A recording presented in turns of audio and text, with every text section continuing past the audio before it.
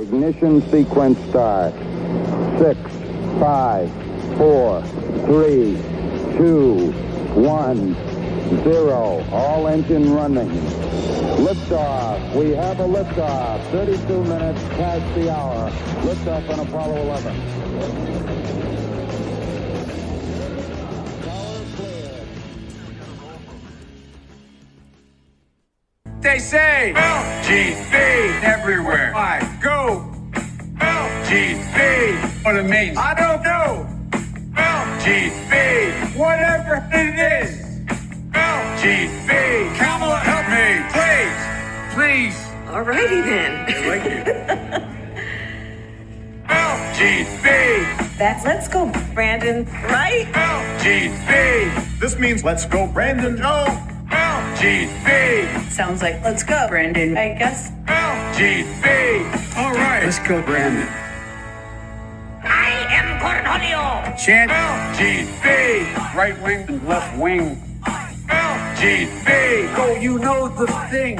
LGB. If you don't sing that back. LGB. And you ain't black. LGB. Let's go, Brandon. LGB. Let's go, Brandon.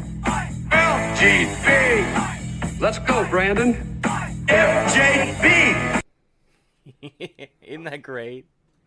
Did you enjoy that? I did. That was a different intro for the show, but yes, it was good. I It was thought funny. I love that kind of stuff because I found that on Reddit, and I think I sent it to you. And I was like, I want to play this on the show, and I did, and it's great, and it's funny. Hope you guys enjoyed that. How was everyone's Thanksgiving festivities? Hopefully you enjoyed time with the families and didn't get into much of discussions of the political things and the COVIDs and the much talk about the Brandons and whatnot. But Jacob, how was your festivus? Well, Harry Doyle here. I'm happy to report another successful Turkey Day, and it was a great day. We had lots of great energy and great fun. We went around and said everything that we were thankful for, and I kind of repeated what I said in my Substack when I wrote about what can be thankful for this year in 2021. The rules were what? No family, no food, no health. No family, food, or health, and no Brandon. Yeah, no Brandon. No allowed to say, thankful most of all for Brandon. Can we give a Brandon, everybody? Woo! Give a Brandon. Give a big round of applause for our friend Brandon over here. Brandon. But yeah, it was a fun, festive time full of lots of good cheer, lots of laughter, lots of good food. It was great and groovy to get the family back together over a holiday break, even though some of us were not all together on the same day because of scheduling things and work and whatnot, because you and the younger brother had to leave Thursday night to come back home to do the old working thing. Yeah, man, just because it's Friday, it doesn't mean the business has to stop. You got to keep the business rolling. Right. Got to keep it going. But anyway, so hopefully everyone had a groovy time. I know we did. But anyway, so the biggest conversation I guess everyone was feeling, everyone could see, was the inflation. Everyone's talking about it because anytime you turn the news on, it's like, hey, inflation's up however X amount of percent it is. So they say it's like, what, 14%, 10%, the highest it's been in 30 years. I believe it's actually much higher than that because, like the CPI, it conveniently leaves things out like energy costs and rents and stuff like that. But, we'll put that to the side. But everybody's talking about the inflation because everyone's saying that Thanksgiving dinner costs so much more this year than it did last year. And the Black Friday shoppers are like, man, the deals aren't as deals as they were last year. The deals are not quite so much as deals. Did you go out Black Friday at all? No, of course not. I don't do the Black Friday shopping. Dude, when I mean there was nothing, there was absolutely nothing. Like, so I went out to go to Target because Target had the buy two get one free deal on movies, music, and books. So I'm like, okay, they got a sale. Usually that means they have a lot of stock. Dude, there was nothing there, and not that the standpoint of like things were like picked clean. The shelves were in normal stock, but they just didn't have anything. They had like 10 books, had like three CDs, 2 vinyls, and then maybe like a half dozen movies, and that was it. That's not good at all. No, it was terrible. And unless you were going to buy a TV, there was just nothing Well, worthwhile. I feel like the whole TV, like getting a flat screen TV, everyone has one now. Like, it's what everybody has. So the idea of going out and getting one because you don't have one, it's like, well, I mean, you got 4 in your house now. Yeah. How many more do you need? I don't know, man. I don't know. I mean, do people still have the old bubble TVs? The old tube? CRTs. Yeah. I mean, I still have a plasma from like 2009. But that's not the question I asked. No, it's not. I mean, it's an out of date technology. It's an obsolete Right. technology. So I mean, even if you have a TV like yours, it's what, 8 years old? Oh, it's older than that. It came out 2009. Okay, so almost what? Math. Over 10 years old. It is still a flat screen TV. So do people really need to go out and buy those? But anyway, back to what I was saying about the inflation and the prices and the thing. The thing. The thing. If you don't chant back, you ain't black, as the song That's said. right. So another thing that was on the topic of conversation in our group was not just the inflated prices for food and whatnot. It was gas prices. And apparently I was told that there's these people going around putting "I did that" picture of Joe Biden pointing at the gas price, saying that he did that. I kind of like that. Which I think is absolutely hilarious. And brilliant. And yeah, it's quite brilliant, but see, this is where I fall into the autistic libertarian thing, is like they will blame Joe Biden for everything. And then I'm like, well, don't forget Trump, don't forget Bush, don't forget Obama. And it's like, well, yeah, you're technically right, but it just feels so good to blame everything on LGB. But anyway, so I don't know if you saw this or not, but Elizabeth Warren is blaming gas prices on corporate greed. Yeah, I saw that. Did you see this? Yeah, I did. So She wanted to do an investigation. She wanted Congress to look into it or something like that. Yeah, so she goes on the readout with Joy Reid, which is insufferable enough. That's as bad as I mean, you think that like Maddow's bad, that she's Richard? the readout. Yeah, so Richard Maddow. Yeah, it's bad. So I'm not gonna play the video because it will cause projectile vomiting. It caused ear cancer. Yeah. But anyway, so she goes on the readout with Joy Reid, and she's talking about how the prices at the pump have gone up. Why? Because giant oil companies like Chevron and ExxonMobil enjoy doubling their profits. This isn't about inflation. This is about price gouging for these guys, and we need to call them out. So, this is where this does not pass the smell test. Is that why is it all of a sudden, like this particular moment, that they've all of a sudden said, you know what, we're going to be greedy? Why now? Why this month, or the month prior, did every major oil production, every major gas station come out and say, you know what, we're going to be greedy? Why? That doesn't make it. It makes no sense, like at all.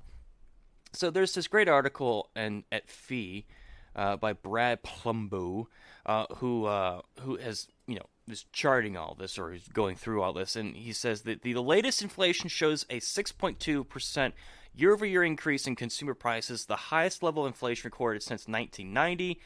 Gas prices are seeing a particular acute spike, roughly 49.6% over the last year. So almost half, 50% spike over the last year. Suffice it is to say, consumers aren't happy with such crushing increases in the cost of essentials. Over concerns of inflation is becoming a top political issue. So it's not surprising that politicians like Elizabeth Warren are already twisting themselves in knots, trying to deflect blame for rising prices. Which it's a clever thing. I know you got to pivot and say it's not the inflation's fault. It's something else. Everybody wants to do that. It's kind of fun, but you got to pick a better target than greed, because come on, that's just dumb. Companies want to make money. Well, you can't have that. We can't have people making money out No. here. And in a recent MSNBC or MSLSD appearance, the progressive senator from Massachusetts argued that gas prices are rising not because of government-fueled inflation, but simply due to corporate greed by oil companies like Chevron and Exxon. Which, okay. We know exactly what the oil companies pay attention to, whether it's their main number one profit. She said, if this were just ordinary inflation, we might see prices go up, but prices at the pump have gone up. Why? Well, let me give you a hint. Chevron, Exxon have doubled their profits. She says it. I can already say it in my head the way that she said it. She always would say, like, let me tell you, it's because they're greedy. Yeah. This isn't about inflation. This is about price gouging for It's these about guys. price gouging. Warren continued, when we see prices go up, we're all concerned, and the Republicans want to come in and try to hammer on one thing about this economy. But we've got to pay attention to the fact that folks like the oil companies say this is just an opportunity to make profits, and we need to call them out. So let me get this straight. When there's inflation, it affects everyone. Yes, it affects the rich, the poor. The poor more so than the rich because, they've got more money, and the money they get first, before it gets all recycled, before it gets down to the lower classes, it doesn't affect them as much, but it still affects it still affects everyone. So the idea that they all of a sudden just decide to become greedy is ludicrous. The idea that the people from 2008 during the banking crisis and the housing crisis, their diagnostic for this whole scenario was, well, all the banks all of a sudden got greedy. Well, if we take this line of thinking seriously, then we would be in a permanent state of inflation or a depression because everything runs off of greed. I mean, this doesn't pass the smell test because if greed causes recessions, if greed causes inflations, then that's where we would permanently be for the rest of humanity. For the rest of we had a market economy. It would never work according to Elizabeth Warren. But apparently maybe she's been hanging out with Bernie too much, or she's never taken a basic 101 economics course in her life, because this is so easy to see. And watching Joy Reid, the way she's just kind of like bobbing her head, she's got her eyes open real big, just like, She's like, yes, oh yeah, I agree with you. You got a point there, Elizabeth. Pocahontas Does the whole like bobblehead? Yeah, the Pocahontas thing. So Warren's attempt to pin blame for rising gas prices on corporate greed makes little sense. Are companies greedy in a sense that they're focused on increasing profits? Well, yeah, because that's not actually a bad thing if you think about it. But it does not in any way explain the current increase in gas prices that is hurting Americans. Chevron and Exxon are no more or less greedy or profit-focused than they were last year. I mean, think about that. No company says, "Oh, in 2019, you know what? If we break even, whatever, it doesn't really matter." No one says that. No major multinational corporation or any Breaks even and is like, yes, we did it. Or any small business will say, you know what, I'll be happy if we break even. That's our goal. No, the goal is not to just break even. It's to make money, right? Even if you work for a company and you run your household, like, well, if we only go into debt $10,000 versus $5,000, we'll call that a win. Of course, nobody would say that. Well, And nobody would do that. This is a simple. It's one of those things where it's so stupid because even someone like myself who back when gas was like $1 or whatever it was, back in early 2020 when gas went so cheap because basically there was no one traveling, so the barrel of oil fled on so much. I was like, you guys better enjoy it now because it's not going to last for a long time.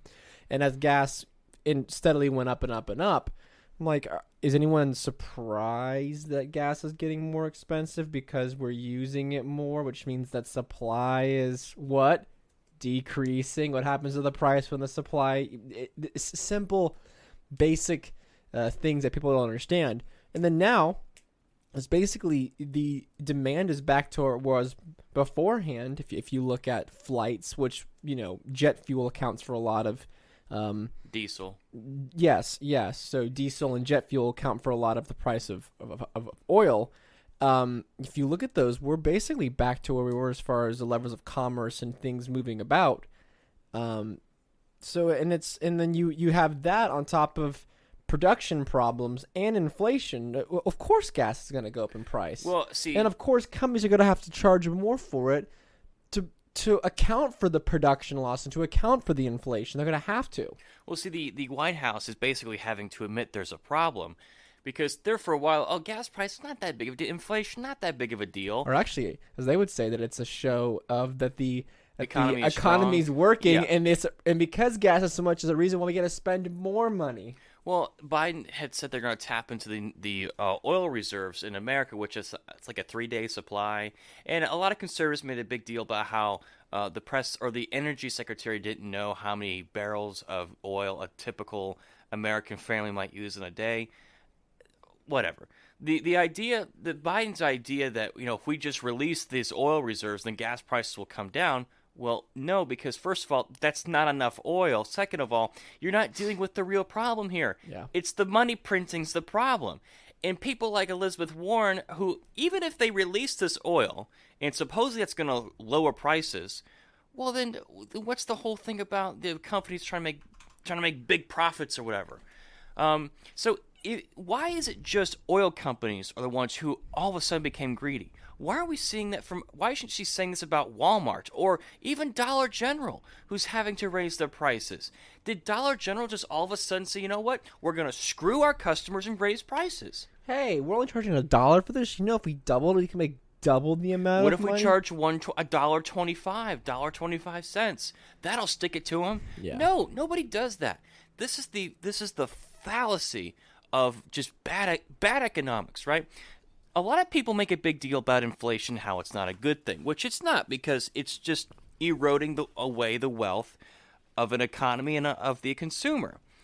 The other thing they hate is deflation, is the fact that if stuff gets cheaper, they see that as a bad thing, because, well, if people aren't spending as much money, then they're not spending as much money because things cost less. So therefore, they're not spending as much money because their whole economic metric is based on people spending money, when really it should be on savings and production. But to have production, you got to have savings. Savings and investments. And investments go hand in hand. Yeah. So what would be hilarious is that if for some reason we hit a deflationary period where the price for everything just drops dramatically, would they be like, oh, we can't have this, we got to have stuff be more expensive? So it's like you can't win either way with these folks. But I don't know. I don't know what else. He talks about OPEC, which whatever. Whatever. Whatever. But yeah. So this, I saw this on the television when this first happened, and I was like, man, what a stupid thing to say. And then someone asked, well, Joe, what about if the reason why prices are going up everywhere else is because of gas prices? And I thought, because you got to have trucks to take stuff to the grocery stores and whatnot, all the distribution aspect of it. And I thought, well, that's an interesting thing, but I don't know if you would typically see that over every sector, because everything's getting more expensive. So that is an interesting question that I don't necessarily know if I have an answer for. But I don't know. So, yeah. And I also see that the Black Friday people, what is this? Come on, computer. Yeah, so the Black Friday people are spending 17% more than they did last year. Do you know that, Jacob? But yeah, there's no inflation. No inflation there. So the Associated Press reported that shoppers are expected to pay on average between 5% to 17% more for toys, clothing, appliances, TVs, and the purchases for the Black Friday thing compared to they did the year prior. So I don't know how else they can hide behind this. I don't know how much longer they can pretend that this isn't happening, because it is. So the inflation, it's like, they're like, well, even Jerome Powell had to come out and say today that maybe it's time to retire the term transitory. And it's like, the people were like, well, who could have seen this coming? I'm like, Stevie Wonder could have saw this coming. Who could have saw the inflation coming? No one, Joe. So I mean, you can't just do this like you cannot do what they've been doing forever and expect it not to have any repercussions, because even Papa J. Rome came out and said that they're gonna probably speed up their tapering of bond buying in the next couple of months because they see the economy is so robust and strong, even though we've had the highest inflation than we have had in like 30 years, whatever. But whatever, whatever. It's not that big of a deal, right, Jacob? No, it's not that big. It's only your money. It's only your savings and your livelihood that's at stake here. So, speaking of livelihoods, I guess everyone's heard about this new variant that's going around. Omicron! So, the new variant coming out of South Africa, which Joe Biden had done, the absolute most racist thing you could ever do by stopping travel from South Africa. I mean, what a jerk that guy is. Racist! Oh, wait, didn't he say that about Trump? Wait, am I talking about Trump or am I talking about Biden?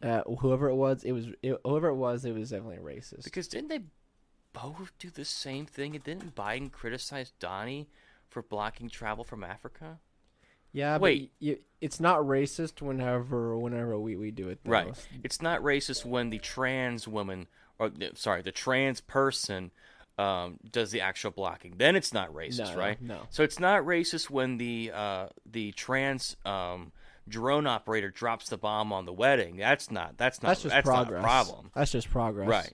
So the new variants come out, and of course there's a lot of propaganda being spun about how this is the deadliest thing ever, or whatever, or that this is pushing more people to get vaccinated, which with a population with 80% of the population already vaccinated, and yet we're still seeing cases increase. Maybe something isn't working. And I watched an interview with the science himself, Dr. Fauci. Talking about the efficacy of the vaccines, and he says, "Well, yeah, we kind of saw this coming with the vaccines and the waning of the efficacy coming down the line because we knew this was going to happen at some point." And it's like, that's not what we were told. Sorry, Doc, that's not what we were told. But in the same interview, Dr. Fauci takes aim. Jacob takes aim. Does a banger.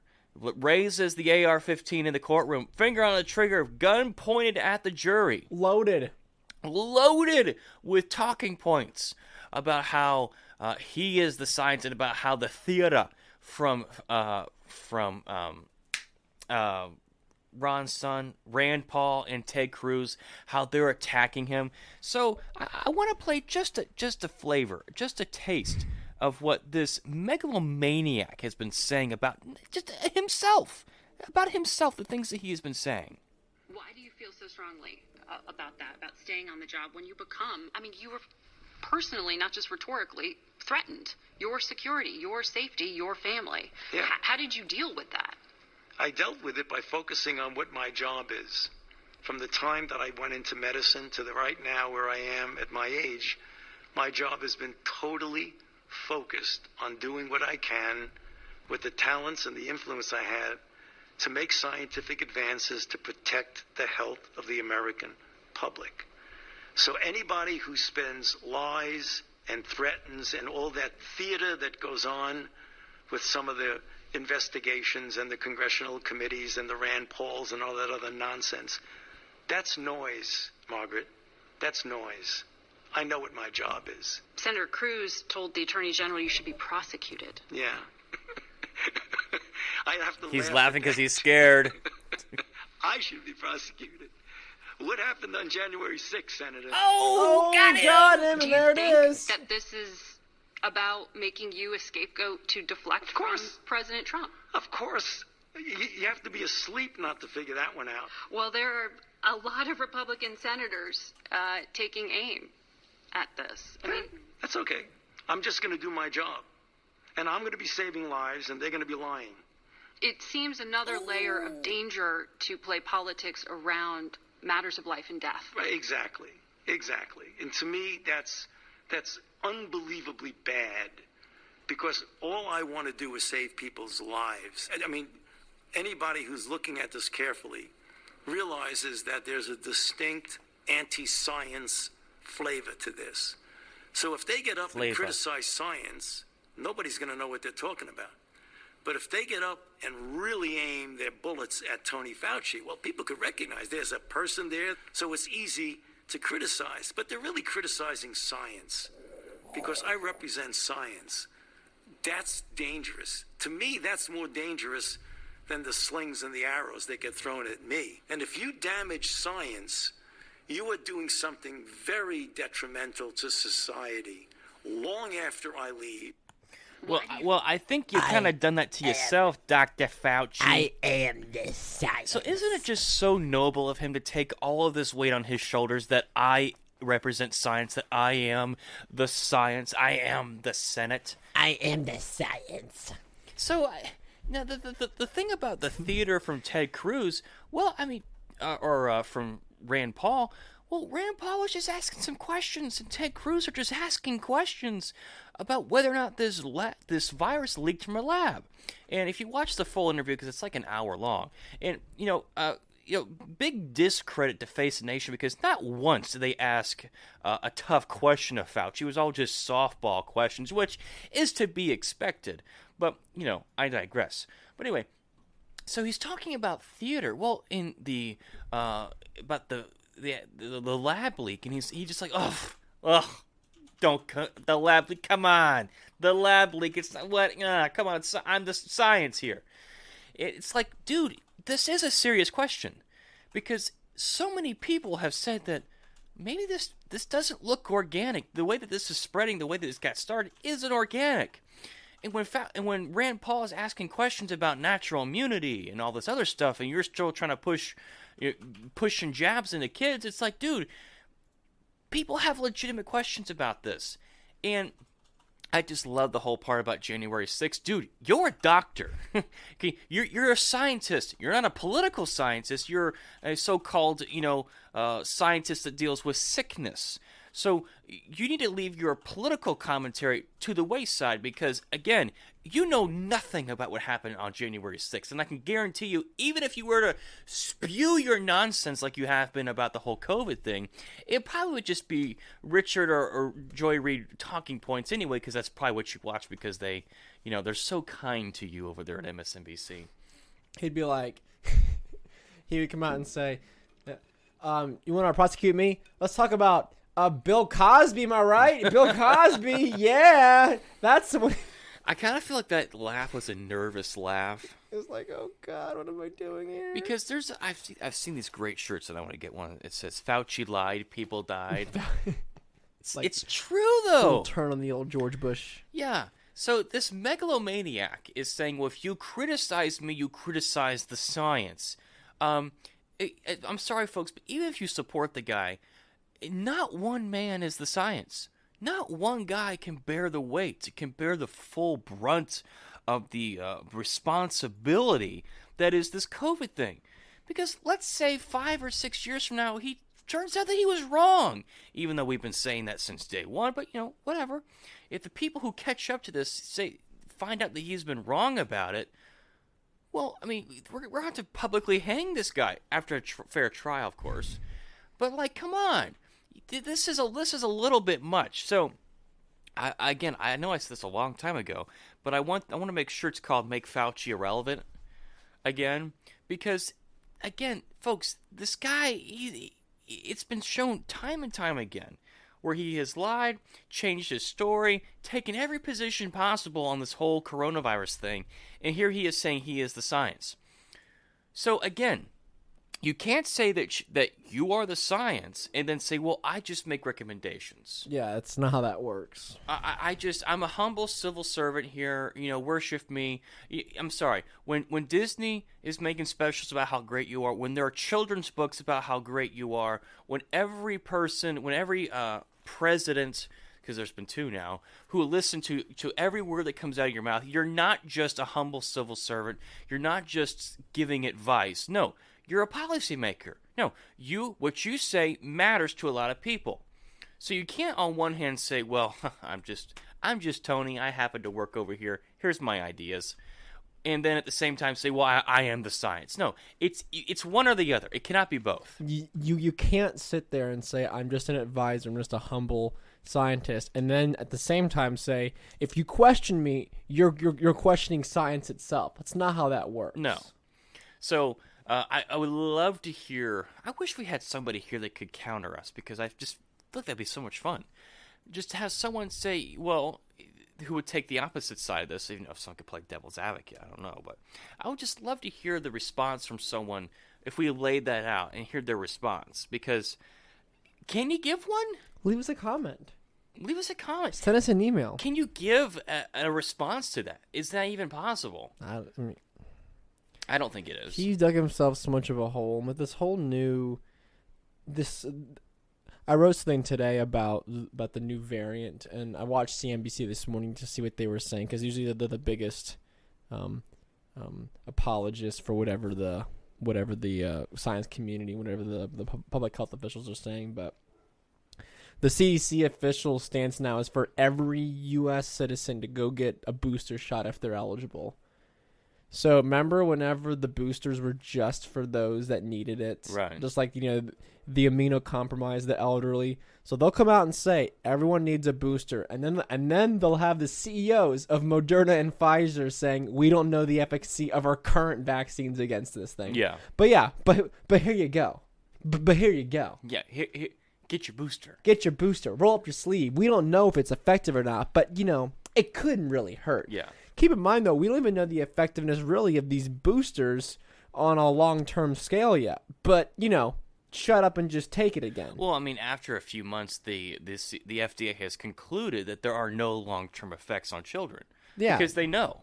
Because they know. And I love the line, well, it's been approved by the FDA. I'm like, yeah, so have a lot of drugs that have ended up causing cancer. So just because it was approved by the FDA doesn't mean jack diddly squat. Well, it's like 60% of all things that are approved eventually have to get recalled at some point. So just because it's been approved doesn't mean it's 100% foolproof. Well, see, that was the thing that I criticized or thought, a lot of libertarians were getting it wrong. It's like, well, these vaccines have been approved by the FDA.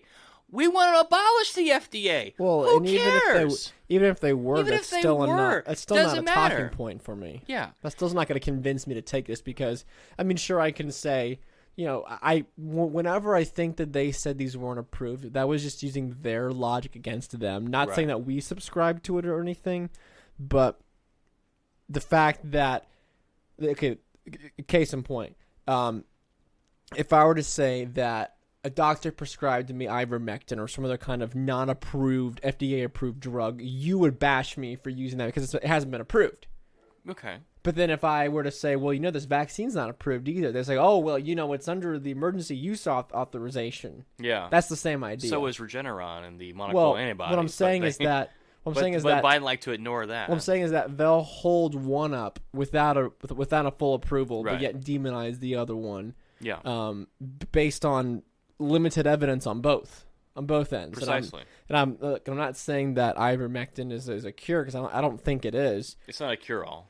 But I think it has helped some people, sure. And if so has the monoclonal antibodies. Well, yeah, and if your doctor prescribes you for it, who am I to say that you should or shouldn't take it? I mean that's not my business. So Senator Rand Paul responded by saying the absolute hubris of someone claiming they, on all caps, represent science. It's astounding and alarming that a public health bureaucrat would even think to claim such a thing, especially one who has worked so hard to ignore the science of natural immunity. And then Theodore Cruz, or the Zodiac Killer, responded as well. Fauci is an unelected technocrat who has distorted science and facts in order to exercise authoritarian control over millions of Americans. He lives in a liberal world where his smug "I represent science" attitude is praised. And then he goes on about the Wuhan lab and stuff like that. But, this guy, who, if you can't see by now, this guy is a megalomaniac, self-absorbed, technocrat, bureaucrat, whatever, then you probably never will. So, what are you going to do? I don't know, all right, man. So that's the news. Do you hear that? So Chris Cuomo is on permanent leave. Yeah. From CNN. Suspended indefinitely. Yeah, because he was following his brother's accusers or something like that. Which again, don't do that. But then I feel that goes without saying. Yeah. But I mean, I guess it doesn't. But if you also notice that the Ghislaine Maxwell trial is going on right now. Yep. The problem is it's in federal court, so they don't allow cameras in there, so it's kind of hard to get to understand what's going on right now. And then also the Kim Potter trial, the lady who shot the guy who was shouting taser. Yeah. Honestly, I don't think that's going to end well for her. You don't think so? I don't think it's going to. I don't know. I haven't. I mean, we talked about that a little bit when it happened. I haven't talked to it since then. So a lot of people who had one particular point of view, saying that she was in the wrong when it happened, have changed their view into saying, well, it was a justified shooting. I don't know. I have to look back into it. I don't know enough about it. I know Recato Law is doing live streaming it because it's not a federal case, but that'll be interesting to watch. So, Jacob, now that we've gone through the news and whatnot, yeah, I want to get your reaction to Yahoo Sports. Yahoo Sports. Okay. Their top 20 best Christmas movies of all time. Yahoo Sports? Yes. They did a Christmas movies? Yes. Yeah. Why? Because I want to get your reaction to it. Oh, good Lord. This is not going to turn out good. Okay, so are you ready for this? Oh, my gosh. All right, so this is, again, from Yahoo News. All right, are we going in ascending or a descending order? Okay, we're going from 20 to 1. 20 to 1, okay. Yeah, so whatever that is. All right, so am I going to cringe? You probably will, because I looked through this, and there's a couple movies that I didn't know. Am I going to facepalm and just run out of this room screaming? You might. But I looked through this, and there's a few in there that I didn't recognize. I didn't know were Christmas movies. Have I made my opinion on Christmas movies clear? You have. Have I? Did I come out and say that? Because I know I said it about Christmas music. We talked about movies briefly. Because I think that Christmas movies are one of those movies that a film can be objectively bad as a movie, but you still love it because it's nostalgic. Elf is not a bad movie, I would say. Like, there are some smart jokes in there, and there are some humor that I think if we're putting Elf up against a cinematic masterpiece like Citizen Kane or The Godfather, it doesn't hold water. No. There's no. What I'm saying is that there's movies that are objectively bad on every metric of what makes a movie good, but we still watch and enjoy because it has some kind of nostalgia behind it. Right. And I think that Christmas movies are one of the genre that falls into that category that everyone else doesn't. Okay. You ready to get started? Sure. Number 20. Okay, so whenever I say that it's a bad movie, I'm not saying it's a bad. I'm saying it's a bad film. Right. You may like it because it's a Christmas movie, but it's a bad film. It's not a good movie. Okay. Okay, number 20. Number 20, Arthur Christmas. It came out in 2011. Is that the animated? Hold on. No. I think it's a live action. Oh, I know that one. That's trash. I don't think I've seen that movie. It's a trash film. Don't watch it. Okay, I don't think I've seen that one. I'm going to be very critical. The underrated animated British gem center Santa Claus' son Arthur. Trash. Yeah, okay. Don't watch it. Bad movie. It's that one. Okay. Yeah, bad movie. Yeah, okay. Bad movie. Jingle Jangle, A Christmas Story.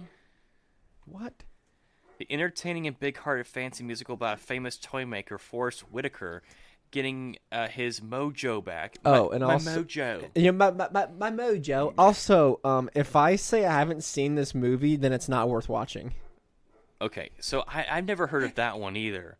So that's a big pass. That's what I said about if there's a film that I haven't seen, a Christmas film I haven't seen, then it's not worth watching. So you can just go ahead and just assume that it's not good. Number 19, Home Alone. The OG? Yeah, 1990, the first one. That's a little low. Think so? Yeah, I mean, is that a top 10? Is that a top 10? Yeah, it's a Home Alone. I would say Home Alone's a top 10 Christmas movie. Okay. Because I think that it weighs good on the nostalgia factor, and it's also like Macaulay Culkin played it's a good acted film for a child at that time. Was the Trump cameo in the first one? Or the second one. The Trump cameo is in Lost in New York, which I think is hilarious at the fact that they edit that part out when Trump became president. Yeah, because like they get so triggered the fact that he was. Oh my God! There's Cheeto Jesus! He was a businessman. Edit the businessman out. Yeah. Okay, so number 18, The Ice Harvest. Again, I have no idea. All right, so it's set in Wichita, Kansas on Christmas Eve. This twisty, cool, and fun film, noir cast I'm done. John Cusack as a mob lawyer who steals $2 million from his boss, Randy Quaid, has issues hightailing out of town because of bad weather. That sounds stupid. I don't like any part of this. Okay, the fact that that's above Home Alone is a sin right there. It's got Randy Quaid in it. Yeah, but Randy Quaid was only good in Christmas Vacation Hello, boys! and I'm Independence Day. Yeah. It's the only films that I really know him from. Okay, is those two. number 17, Happiest Season.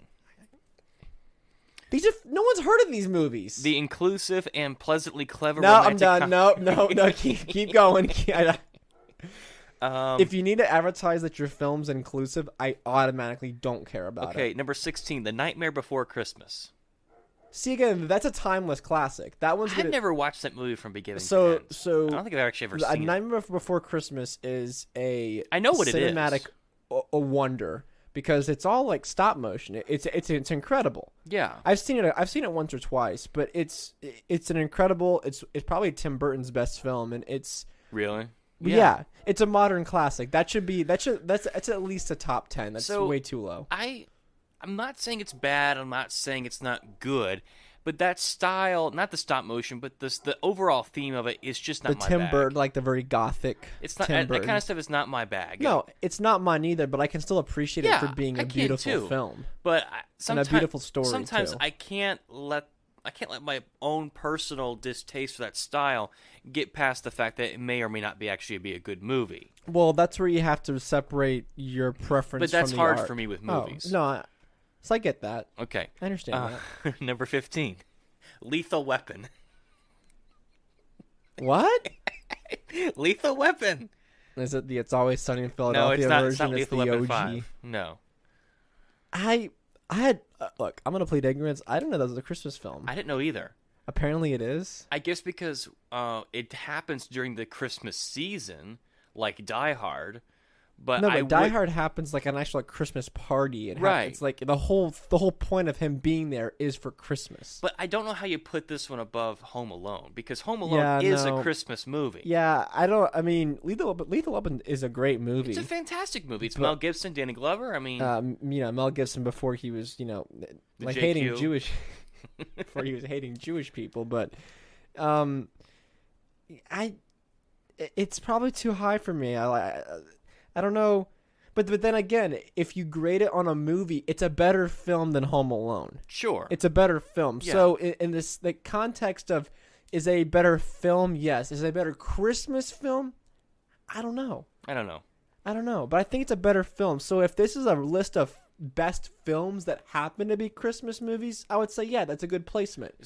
But if it's a list of Christmas movies and the quality of the film is it's a negligible compared to how nostalgic and how long-standing the tradition of people watching is. I think, but see, even there, I don't know if I'd agree with that standpoint. So Lethal Weapon's great, but I don't think that's Mel Gibson's best movie. I think his best movie was probably The Patriot or Braveheart. Yeah. Although I'd probably take The Patriot over Braveheart, but that's just me. All right, what's next? Come on, computer. Let's see. Number 14, Joya Noel. I don't know.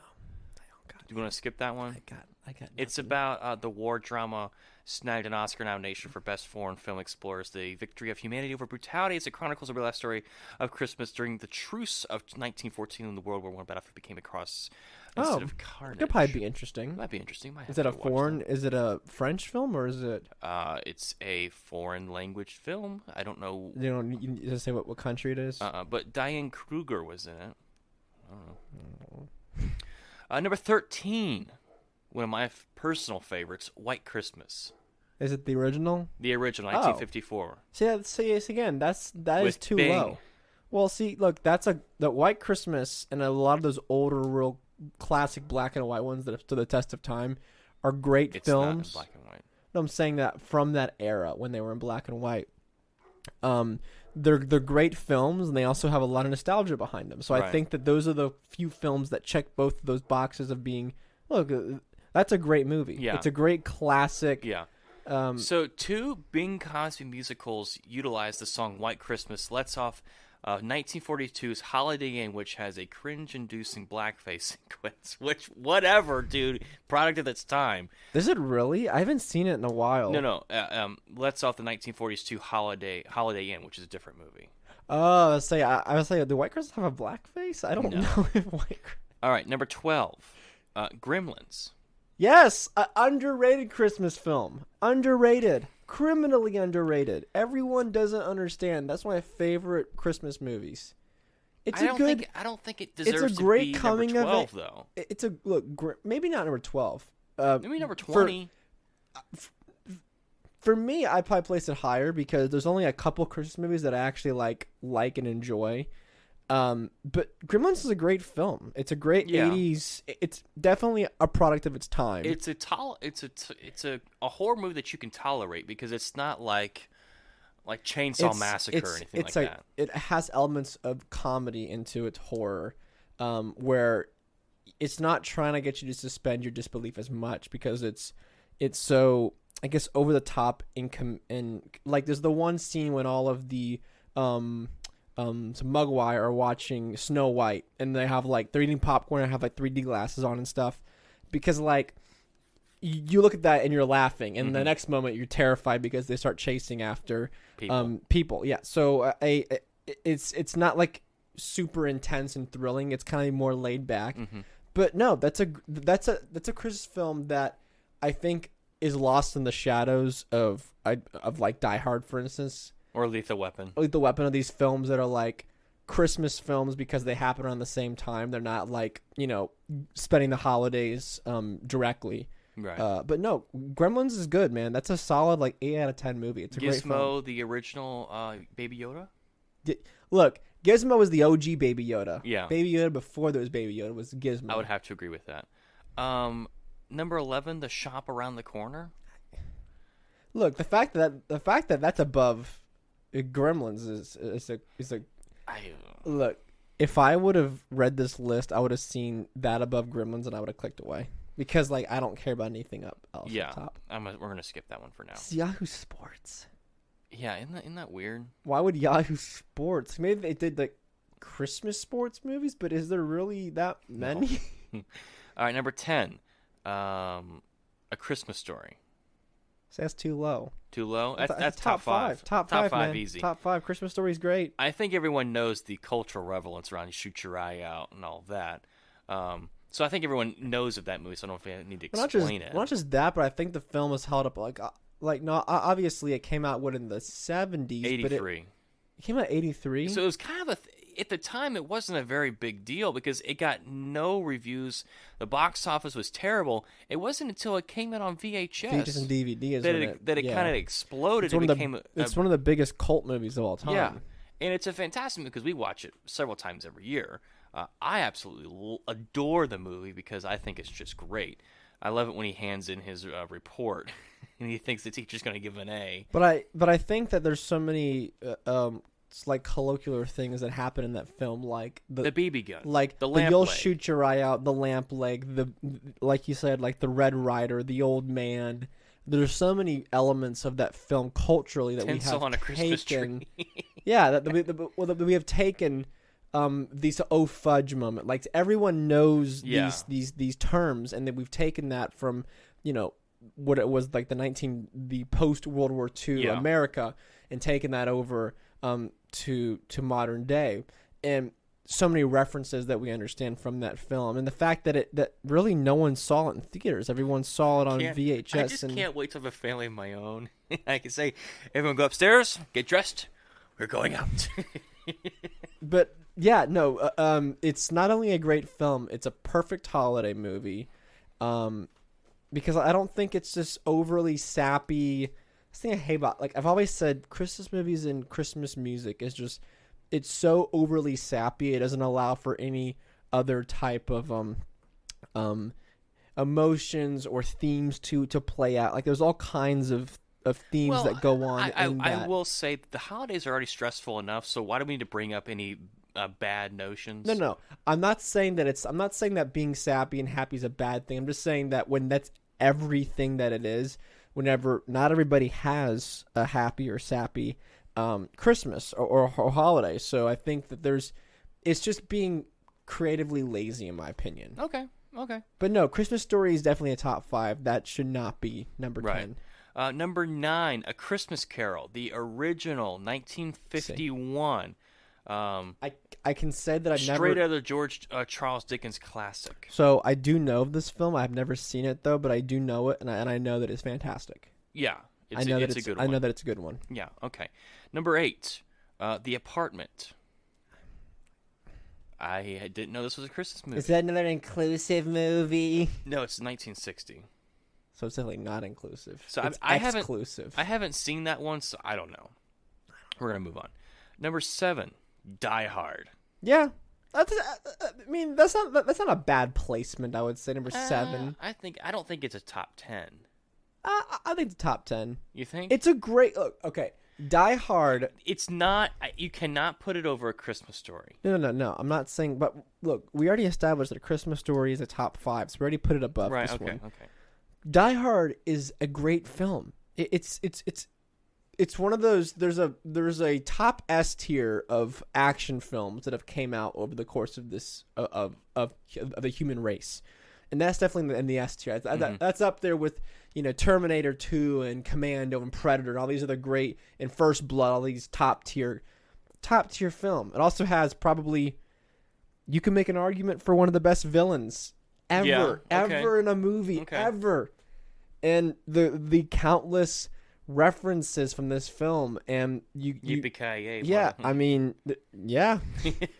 But it's a great film, and don't quote me, but it might be the film that put Bruce Willis on the map. I don't know if it was. I think he did something else before Die Hard. Definitely made him popular. But it's his most popular film. Yeah. And Bruce Willis, again, one of the greatest action stars ever. I mean, if I had to pick 3 people to come rescue me, it's going to be Arnold Schwarzenegger from Commando. Doy. It's going to be John Wick. Yeah. And it's going to be John McClane. The 3 Johns. The 3 Johns. Yep. Yeah, John Matrix. What else do you need? John Wick and John McClane. I'd agree. All right, number 7. Not a bad placing, number 7. All right, so you are going to flip out on this one. Number 6, National Lampoon's Christmas Vacation. I don't... The 1989 classic. Everything else above is irrelevant. This is the best. Griswold. Look, Christmas Vacation is the greatest Christmas movie of all time. This is not up for dispute. This is an objective fact, and I will go to the grave on this one. I will fight anybody fist combat. No, even better, Thriller style. We had like 2 knives, and then you like belt. You know what I'm talking about from a Thriller? No, not Thriller. What's the Michael Jackson? Beat It. Okay. You know what I'm talking about? Whenever in Michael Jackson's Beat It, they handcuff 2 guys together and then they tape their legs together and they have knives and they have to fight. Yeah, that's stupid.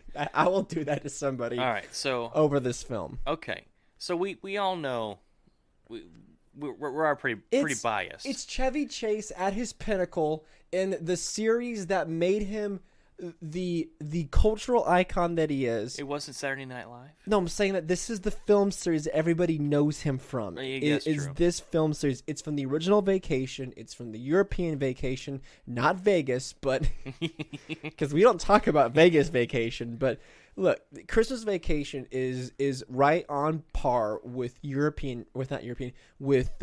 original Vacation, which is one of the greatest 80s comedies ever. It's so great, and this film is everything that you loved about the original Vacation, just put in the month of December, and that's all you need to know. Right. And it's the best. Okay, I can't say I disagree. Okay, number 5, Miracle on 34th Street. Okay, I mean, like, I can understand their point of putting this one above Christmas Vacation. Again, another one of these classics that if it wasn't a Christmas film, it would still be regarded as a good movie, because it's just classic. I mean, You can't argue with that one. Number 4, Love Actually. Who made this list? Did a woman make this list? No, I think it was a guy. There's no way a guy put Love Actually above Christmas Vacation. Should we just skip it? Or Die Hard. What guy puts Love Actually above Die Hard? Now, this one, number 3, I have a big problem with. What? They put Elf as number 3. Elf is I definitely... can understand it. It's definitely a top 5, but it is number 5. I get Elf. Yes. Because Elf, I would say... It's more culturally relevant. I think Elf is the most culturally relevant Christmas film. More so than Vacation. Well, yeah, no, I'd agree with that. Yeah. But and more so than Christmas Story. Yes. So I think that Elf, honestly, is the most culturally relevant Christmas movie ever. Right now. I would say just at any point Right. of its time. I think it's just everybody's seen it. Everybody, I mean, unless you just hate the childish nature of Will Ferrell in that film, which I can understand you getting really tired of the way that Will Ferrell projects Buddy the Elf in that movie. I can understand that. But he plays that character just perfectly. I don't think anybody could have played Right. Buddy the Elf more immaculately than Will Ferrell, which on that mark alone, and the fact that that film is... Wait, that film is 2003. It's coming up on 20 years old, and it doesn't... I mean, maybe besides some of the... It's timeless. Maybe besides some of the TVs in that film, you know, I think that towards the end, they're all watching TV, and they're all on the old CRTs. I think besides that, it really holds up very well. Given the fact that A Christmas Story was... Even though it came out in the 80s, it was set back in the 40s, or the early 50s, it still has a timeless feel to it. The same way with Vacation. It still has a timeless feel to it because everybody can relate to Clark W. Griswold's predicament that he's in. Mm-hmm. He wants to have the whole family over, but yet his family is full of wackos, particularly Cousin Eddie. But I think that Christmas Story, especially being a product of its time, because it did come out in the 80s, that every adult man who went to see that film or who watched it can relate to being a young boy at the end of World War II, having those same wants for Christmas in a rifle. I think that was something that passed, and then people from that generation passed it on to the next generation, who may have had an annoying little brother like Randy. Yes, well, we all have one. Ours name is Johnny. Yeah. All right. So a number 2. Which this has become one of my more favorite movies. It's a Wonderful Life. Yeah. He calls it the Citizen Kane of Christmas films. Because honestly, it probably is. Yeah. I don't know if there's anything else we need to talk about, but because it is a wonderful Christmas film. When did that come out? 46. Yeah? I mean, that's 70, almost, close to 70? Yeah. No, it's older than that. 46. Do the math. Yeah. 21 minus 46. Yeah, man. That's a classic. It's Wonderful Life. Now, what's number 1? I'm gonna say this, and I am I gonna flip this table? No, I don't think so because the person who plays the character, it's Scrooged, the 1988 version of Scrooged by Bill Murray. Played by Bill Murray. You know, I'm gonna plead ignorance. I have not seen this film. Okay, I haven't seen all the way through. I've seen about is that half number of it. 1? Yeah, that's number 1.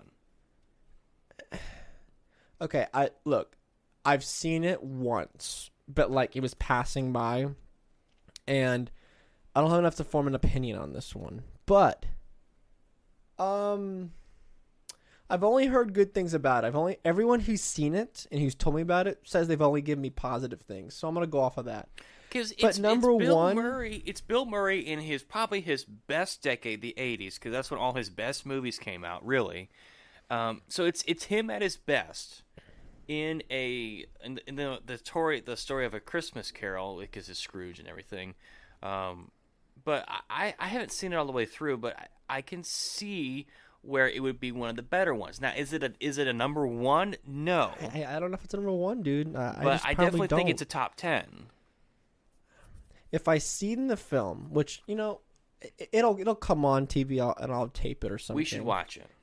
I'll TiVo it. Remember that? Remember when you TiVo'd something? Yeah, I'll TiVo it. I'll TiVo it. I'll watch it, and you know, I'll probably like it because I mean, I love basically anything that Bill Murray does, I typically enjoy. But I don't know if it'll knock out Christmas Vacation and everything else that I said positively. I mean, these are films that are not only good, objectively speaking, they're good films, if you want to be honest with yourself. But I think they're good Christmas films, and they lent that sort of nostalgia factor that we all search for, which is why I think that's what makes Elf so special, is because it's the most Christmas films that come out now usually are hit or trash. They're trash, but they don't have the staying power. It seems like for every year there's a handful of Christmas movies that comes out, and they all flop, like they all do terribly, or one will rise to the surface, and that's the Christmas movie for the next 4 or 5 years. But like, okay, do you have an example? Because I'm gonna be honest. There's no Christmas film that's came out since Elf that has had the staying power. That's my point. No, I'm saying that like they're forgotten about. No one cares anymore. That's why I think Elf is so important and so incredible, is because it did come out just like any other Christmas film. Like you can what are these other ones? Like the Four Christmas one with the Vince Vaughn and whoever. Like it's a trash film. Christmas with the Cranks, trash film. These are all these modern day Christmas films that have come out that are all trash. Like the Santa Claus series, right? They should have stopped with the first one. Yeah, but the first one came out before Elf, right? And the second one was way not as good, and the third one is complete trash. Even though I love Martin Short to death, it's a trash film. Yeah, I'd have to agree. So, any honorable mentions that you can think of, because the author doesn't give that are not on this list? Yeah. Honorable mentions for I'd say the original Santa Claus. Yeah, the OG Santa Claus. It's a good film. I wouldn't say it's great. I would say it's top 20, not top 10. But I would say it's good. There was something. What was another one I was gonna? So I looked at a couple different lists, and they have put up movies like Planes, Trains, and Automobiles. The Great would. Oh, Trading Places. Trading Places. Trading Places is another good. It's a good film. It's a great story. Eddie Murphy, Dan Aykroyd. Yeah. The Trading Places, like Planes, Trains, and Automobiles, another good one. Because that has the Candyman and Steve Martin. Steve Martin. So anything? I'm trying to think of anything else that comes to the top of my head. I would say. So I was thinking of Trading Places. What I was thinking. Yeah. I can't think of anything else that those other lists were saying. I haven't watched Trading Places in a while. I need to watch that. It's a good one. The frozen orange juice concentrate. The audio cut out there, so we are back. You were talking about the Trading Places frozen orange juice concentrate. I forgot because I think we talked for a few minutes after that. I look up and the Audacity has died. So while I was talking about that, Jacob pulled up a tier list of Christmas movies, and scroll down a little bit. So in the not watched category, they've got Trading Places. That's the only one that's mentioned. So he's got that one as never watched, which again, you cannot be making these kinds of lists if you've not actually seen the movie.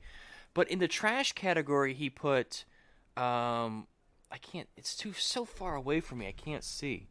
Okay, the Charlie Brown Christmas. I don't think it's trash. I think it's actually quite good.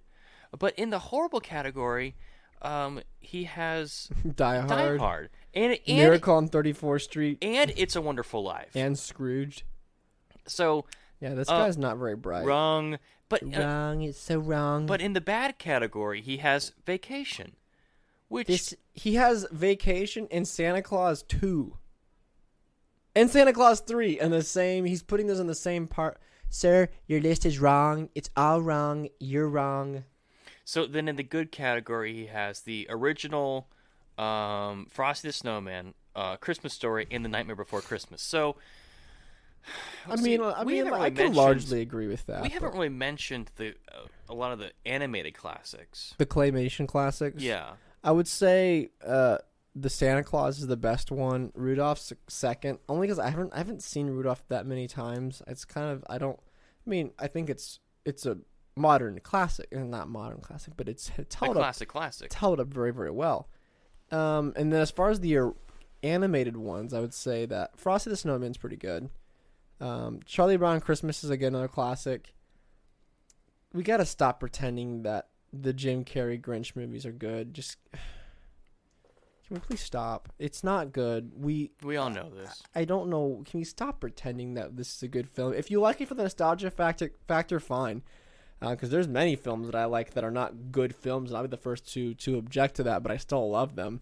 But I'll never go around and say, "Oh, well, The Scout's a great movie. Everyone should go. It's an objectively good film." Yeah. I would never say that. But also in the bad category, he has Gremlins. So is he saying it's a bad Christmas movie, or is it just a bad movie? Because that can be taken more than one way. This dude might be going on just Christmas movies in general, because he has Gremlins and bad, and then he's got Die Hard and Horrible. So I think he's just going off of what's a good Christmas movie. Maybe. Yeah. Then in great, he has Home Alone 2, the original Santa Claus, the original animated Grinch, Charlie Brown's Christmas. I can't see the other one. Polar And then the Polar Express. What's the other one? What, this one? Yeah.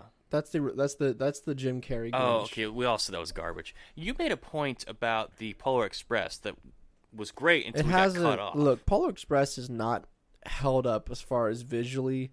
I think it's one of the creepier animated. I put it on par with like the original Toy Story human and character models. If you remember looking at Sid. Well, no, it's like Nightmare Fuel. It's like in the simulator and a Monsters Inc. The simulator kid. Have you seen the memes from that? It's creepy as all get out. That's weird. Yeah. But I think that Polar Express it offers a very unique Christmas story, which I do appreciate, because a lot of these films are very, very, very like redundant as far as the overall plot behind them. Predicament on Christmas, but I think this one offers kind of its own unique thing, and it's creepy at times. Like the whole puppet, the whole broken puppet car is weird, and still don't know what was. I still to this day don't know what the heck is going on in there. And Tom Hanks, of course, is fantastic as the conductor of that. But man, some of the character models and some of the kids are just, they have not aged the best, and it's really not that old of a film. I think it came out 2005. I want to say like 2005. The Polar Express. 2004. So I mean, it's really not that old of a film. But it's not, because like keep in mind though that Toy Story 2 came out in 1999, and those character models look way better human-wise. Maybe it was just a low production quality is what it was, I guess. But think of all the animated films that came out before this. I think Shrek came out. Maybe low budget. I don't think it was low budget, dude. $165 million?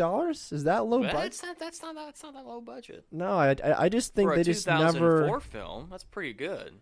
Oh, Robert Zemeckis made this. Maybe that was just the style. What, to be as creepy as possible? Well, no, I don't. Maybe that was just the. Robert Zemeckis made this. That's the guy who made Back to the Future. Go hit movies real quick. Where, this right here? Yeah, hit movies. See what movies he's made. Yeah, he's made Back to the Future, Forrest Gump. Castaway? Yeah, you know this? Yeah, Zemeckis has made a bunch of films. Mm-hmm. Huh. Yeah, he's made a bunch of films. Contact?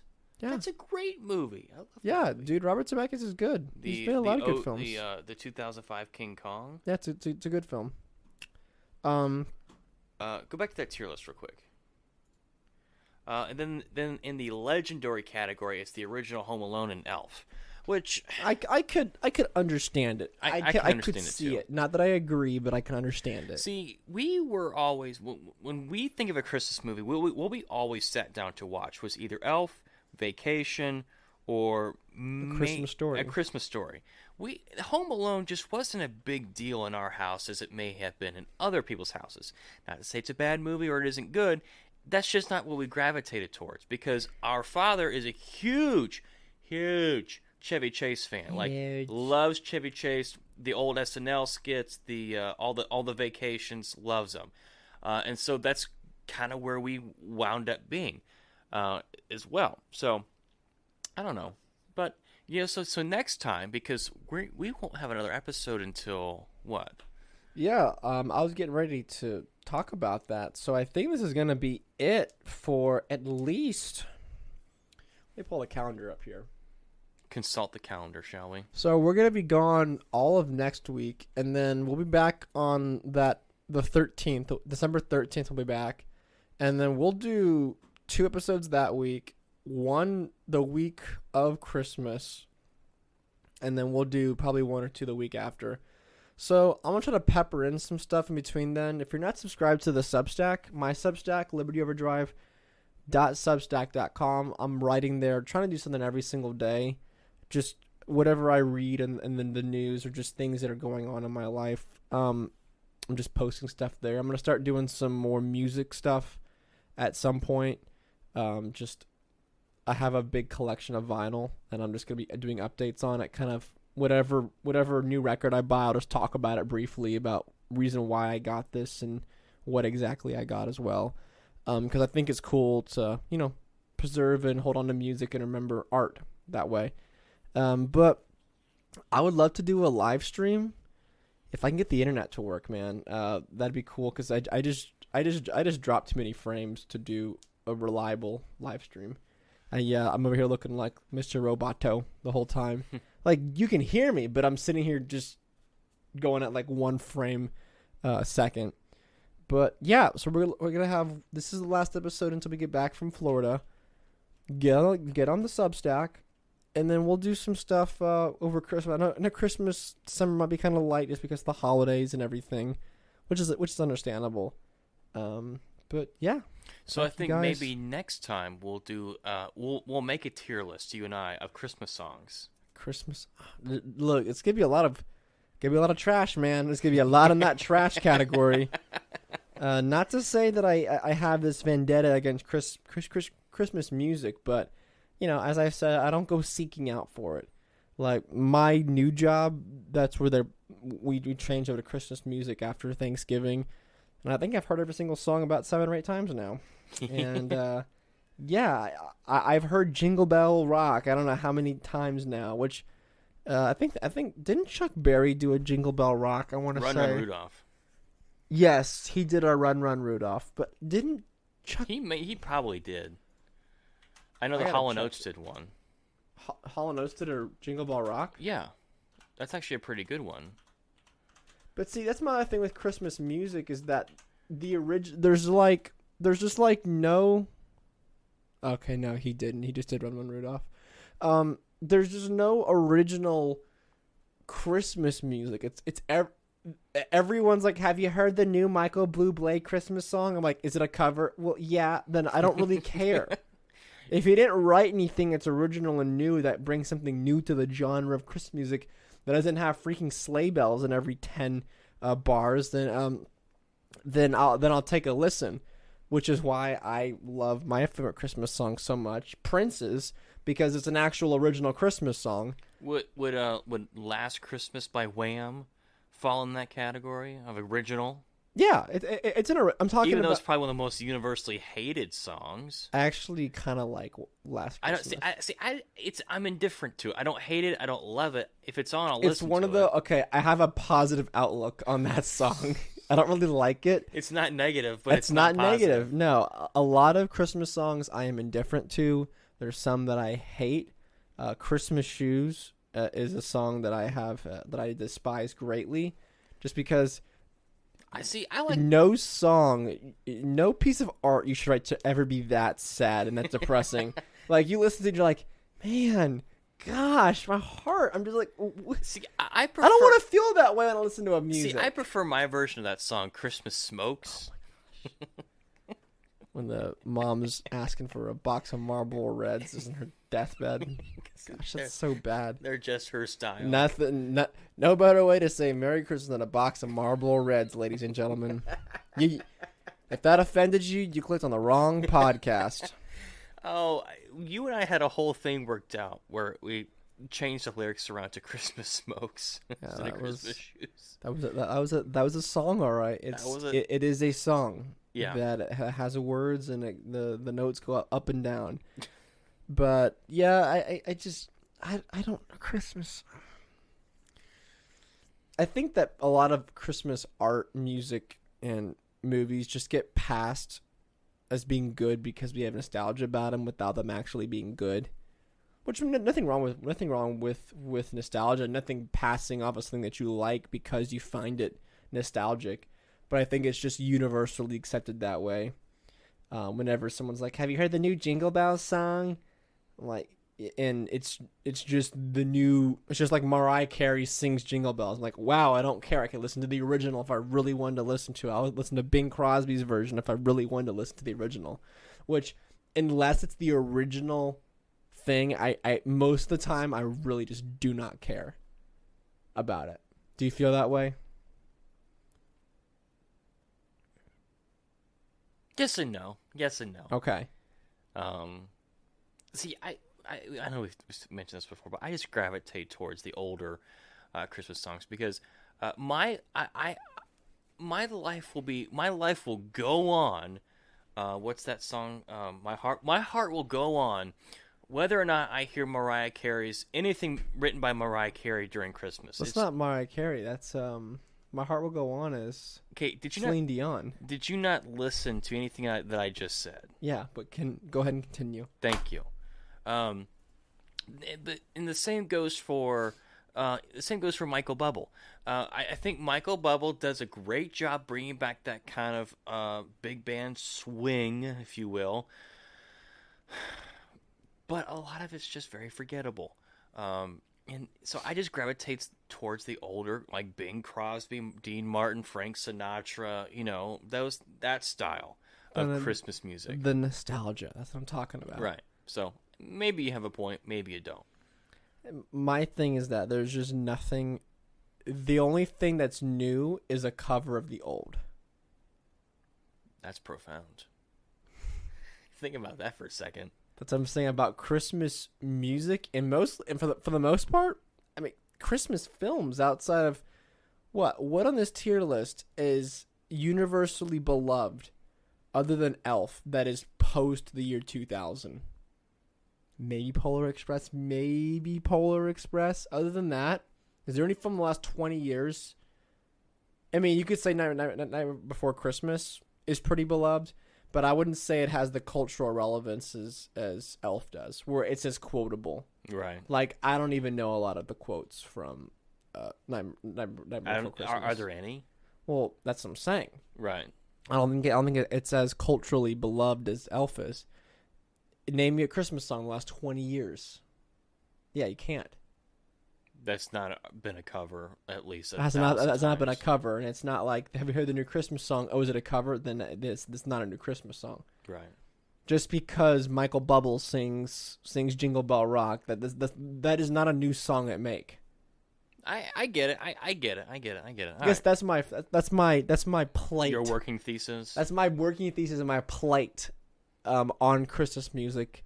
And of course, someone will call me a Grinch and heartless, and that's perfectly fine. That's fine that you can have that opinion, but that doesn't make it right. And anyway, I'll still love you because of it. So thanks for listening, everybody. We'll be back. Who knows when? We don't.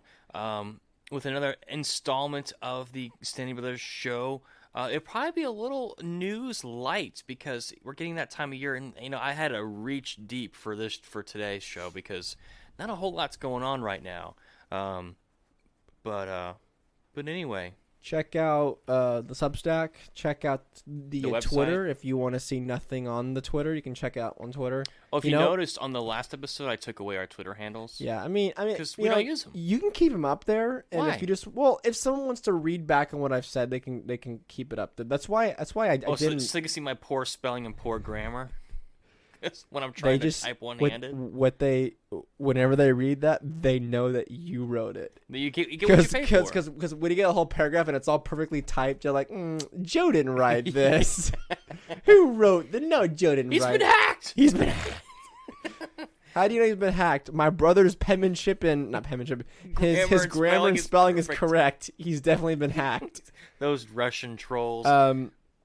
No, get subscribed to the Substack. That's where I'm writing everything now. You get an email every time I send something out. The Liberty Overdrive Live, or LOL, is what I'm trying to get this off the ground as.